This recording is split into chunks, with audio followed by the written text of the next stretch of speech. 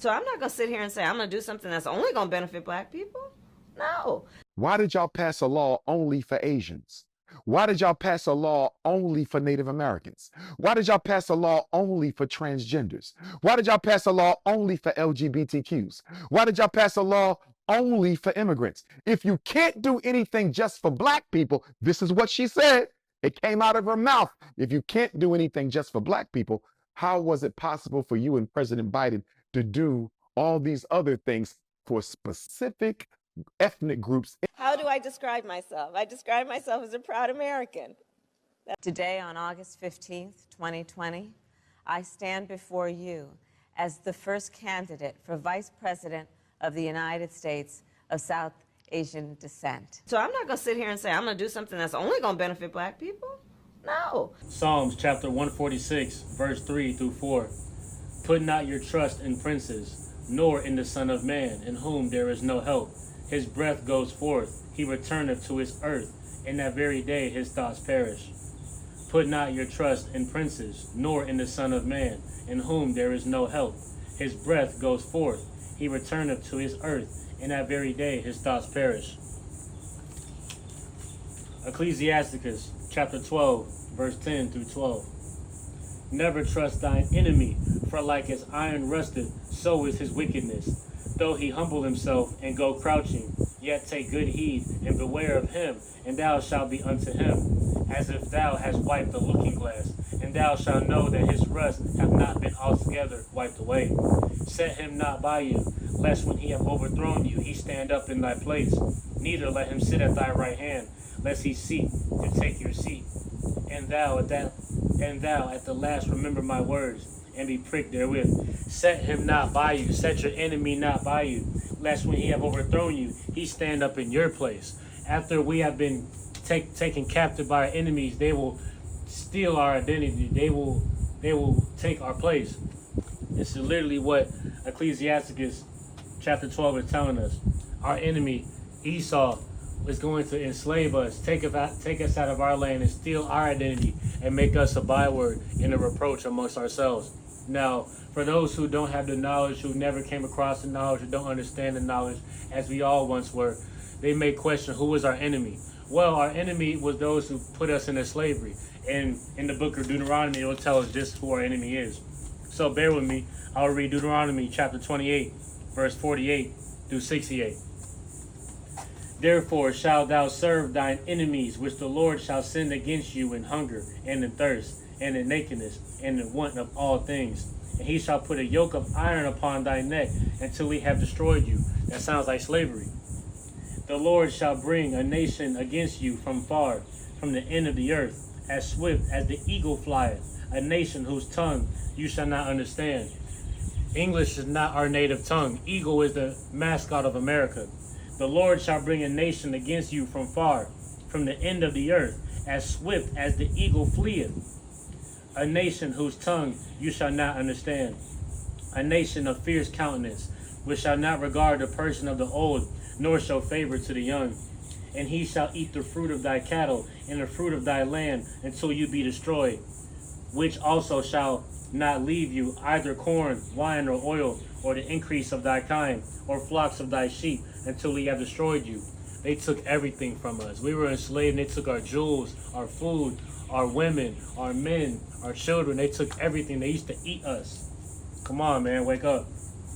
And he shall besiege you in all thy gates, war, until thy high and fenced walls come down, wherein you trusted throughout all thy land.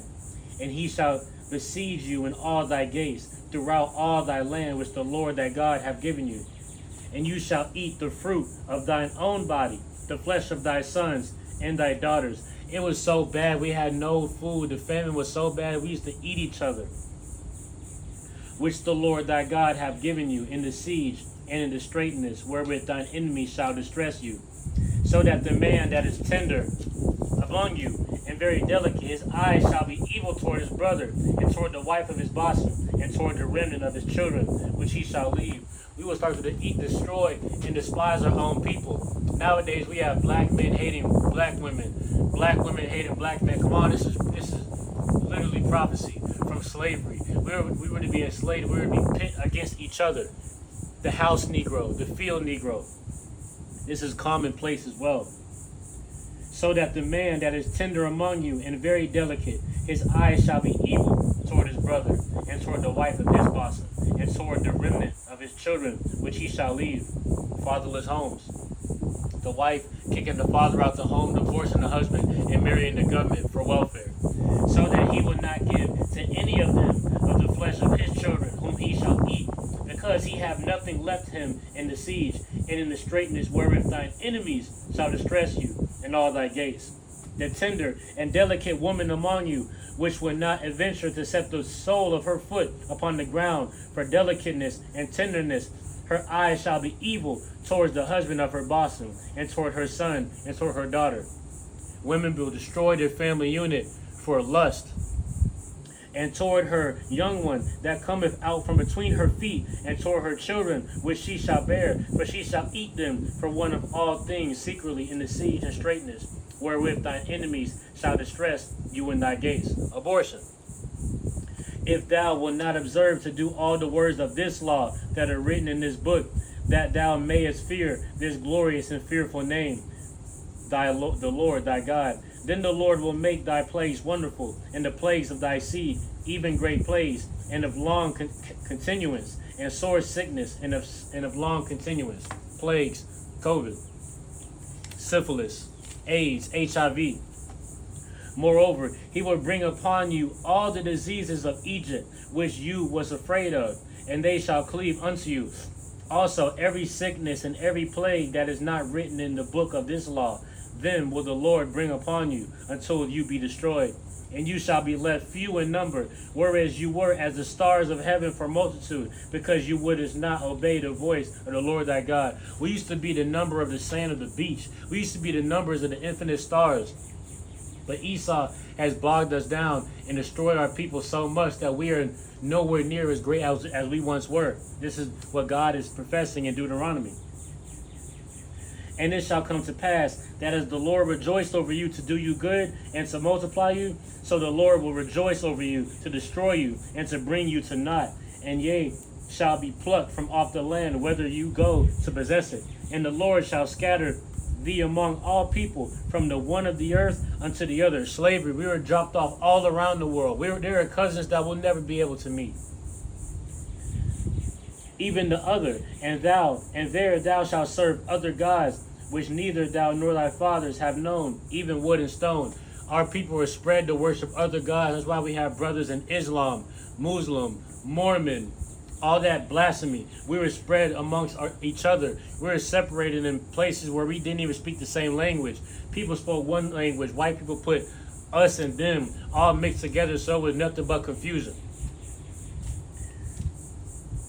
Pluck from off the land, whether you go to possess it. And the Lord shall scatter you among all people, from the one end of the earth unto the other. And there thou shalt serve other gods, which neither thou nor thy fathers have known, even wood and stone.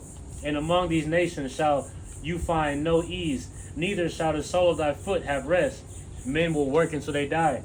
But the Lord shall give you there a trembling heart, and the failing of eyes and sorrow of mind. Black people are so bogged down. We are the enemy of everybody on this earth. The only common thing that all other nations other than the Israelites have in common is their common hatred towards black people. Our foot will have no rest, but the Lord shall give you there a trembling heart, and failing of eyes, and a sorrow of mind. I'm sure all black people felt like we've had a heavy heart. And thy life shall hang in doubt before you, and thou shalt fear day and night, and shalt have none assurance of thy life. In the morning thou shalt say, would God it were even, and at even thou shalt say, would God if it were morning, for the fear of thine heart wherewith thou shalt fear, and for the sight of thine eyes which thou shalt see. We'll wake up groaning with a heavy heart, saying we can't wait till the nighttime and we go to sleep. And then the nighttime comes, we can't wait until we can go to bed and wake up in the morning. I can't wait for this day to be over. That is the spirit that God put upon the Israelites due to us now listening to his precious and holy word. And the Lord shall bring you into Egypt again with ships, by the way whereof I spake unto you. Babylon is modern day Egypt spiritually. I'm going to say it again. This is how you know that we are the true Israelites, the true prophets, the chosen people of God. Only black people were brought into ships, into a land far away from our own. And the Lord shall bring you into Egypt again with ships, by the way whereof I spake unto you. Thou shalt see it no more again. And there you shall be sold unto your enemies for bondmen and bondwomen, and no man shall buy you. God literally said we'll be sold into slavery. You shall be sold unto your enemies for bondmen and bondwomen. Who is we sold to? Esau, the Edomites, the white man. The white man sold us, and we were for no pay. Well, we getting food, the common necessities of life. And now, who is our enemies? You know, people will read all this and they will still question, well, when did God actually say that Edomites, aka white people, aka the lineage of Esau, was our enemies? Don't black people kill each other? Aren't black people our own enemy? Okay. Revelations 2:9, chapter 2, verse 9. I know thy works and tribulation and poverty, but you are rich. And I know the blasphemy of them which say they are Jews and are not, but are the synagogue of Satan. I know thy works and tribulation and poverty, but you are rich. And I know the blasphemy of them which say they are Jews and are not, but are the synagogue of Satan. These people walking around with the yarmulkes saying that they're the chosen people of God, saying that they're the real Jews, they are the synagogue of Satan. I know the blasphemy of them which say they are Jews and are not, but are the synagogue of Satan. Revelations 3, chapter 9, God repeating himself. Behold, I will make them of the synagogue of Satan, which say they are Jews and are not, but do lie. Behold, I will make them to come and worship before your feet, and to know that I have loved you. Come on now. Come on now. God is speaking to John when John was in the spirit, telling him the revelations of what is to come. Exodus chapter 1, verse 1 through 4. Let's get it. Now these are the names of the children of Israel, which came into Egypt, every man in his household, come with Jacob: Reuben, Simeon, Levi, Judah, Issachar, Zebulun, and Benjamin, Dan and Naphtali, Gad and Asher. Excuse me if I mispronounce some of my brothers, but to my knowledge, this is my knowledge from where I'm at right now. Exodus 1. Now these are the names of the children of Israel. God is telling you who the Israelites are. You can't make this up. 2 Samuel chapter 7, verse 23. And what one nation in the earth is like thy people, even like Israel, whom God went to redeem for a people to himself, and to make him a name, and to do for you great things and terrible for thy land, before thy people, which thou redeemest to thee from Egypt, from the nations and their gods. And what nation in the earth is like my people, even like Israel, whom God went to redeem for a people to himself? Verse 24. For thou hast confirmed to thyself thy people Israel to be a people unto thee forever, and thou, Lord, art become their God. 25. And now, O Lord, the word that you have spoken concerning your servant and concerning his house, establish it forever, and do as you have said. 26. And let thy name be magnified forever, saying, the Lord of hosts is the God over Israel, and let the house of thy servant David be established before you. Psalms chapter 5, verse 10.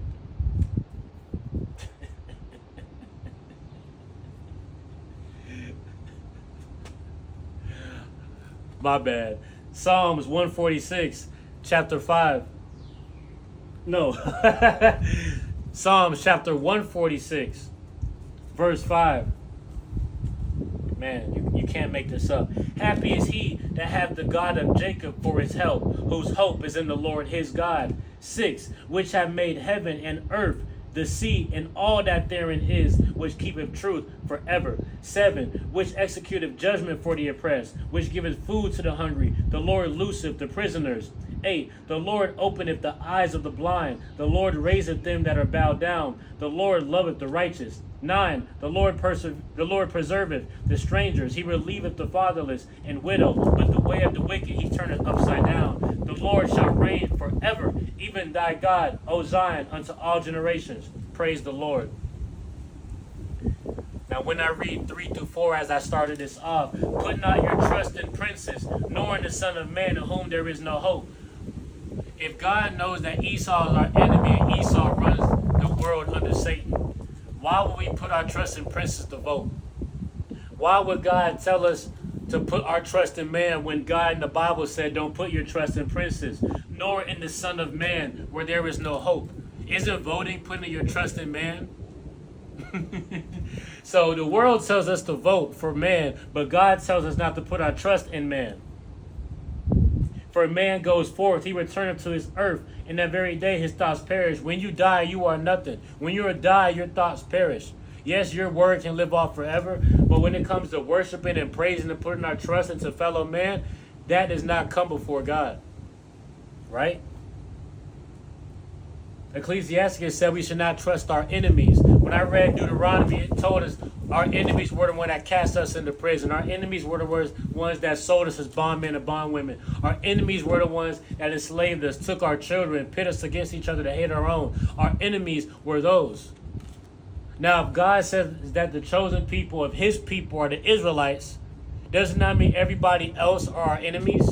Does not mean the other people who are our enemies are the same people that sold us into slavery, the same people that want us to vote. Does not mean that no matter who we vote for in the president election of this year or any year of our history or any year in the future, those are our enemies. Those are the rulers of this world. Philippians 4:13.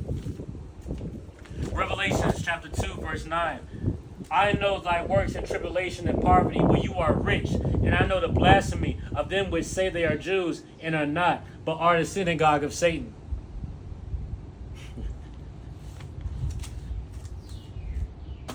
You can't make this up. If God tells us not to put our trust in man, how come since we're on this earth, we put our trust in man by voting? Isn't that a sin against God? That makes sense why every president we've had this election, black people still dying. You know? Sin is still being orchestrated amongst his world. There has been no growth in the black community. They just made it seem like there was so we can be on the hush, hush, hush, while they still pass laws that can still suppress us. The biggest battle this world has ever seen was the war against God's chosen people versus the devil. And the spirit of the devil is in Esau, the white man. Ecclesiastes chapter 12 told us to never trust our enemy. You know, I have came across white people who've used the goodness in their heart to look out for me, but I would still never put my full trust in them. God tells us we should not do that. You know, I'm building my spirit to where I would risk my life for this truth. I risk my life by even talking to you on this camera right now, and it is what it is. At the end of the day, we're all going to die. I might as well go out strong fighting for God than to save my life. The Bible says whoever tries to save his life shall lose it.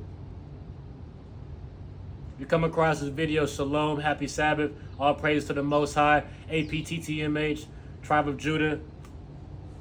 Still trying to discover what my real name is, you know. You come across this video, God bless all who you come across, and shalom, all praise to the Most High. God bless the children of Israel. God bless the Israelites. And dear Lord, please forgive us for the sins that we commit knowingly and unknowingly. Shalom.